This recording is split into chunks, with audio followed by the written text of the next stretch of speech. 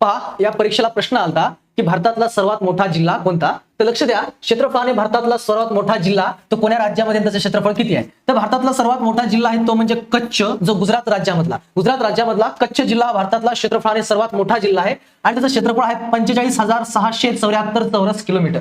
त्यानंतर क्षेत्रफळाने दुसरा सर्वात मोठा जिल्हा आहे लेह, जो लडाख केंद्रशासित प्रदेशामध्ये आहे. त्याचं क्षेत्रफळ आहे 45,110 चौरस किलोमीटर, जी लडाखची राजधानी पण आहे लेह.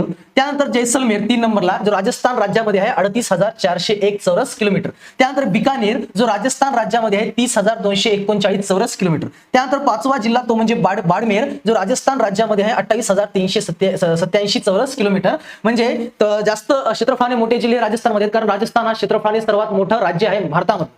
क्षेत्रफळाने सर्वात मोठा जिल्हा कच्छ, जो गुजरातमध्ये, त्यानंतर लेह, त्यानंतर जैसलमेर, बिकानेर आणि बाडमेर हे क्षेत्रफळाने भारतातले पहिले 5 राज्य. आणि भारतातलं क्षेत्रफळाने सर्वात लहान जिल्हा, क्षेत्रफळाने भारतातला सर्वात लहान जिल्हा तो म्हणजे माहे, कोण्या केंद्रशासित प्रदेशात आहे, पॉंडिचेरी मधला माहे हा भारतातला सर्वात लहान जिल्हा आहे. त्याचं क्षेत्रफळ आहे 8.69 चौरस किलोमीटर. हा क्षेत्रफळाने सर्वात लहान जिल्हा माहे जिल्हा.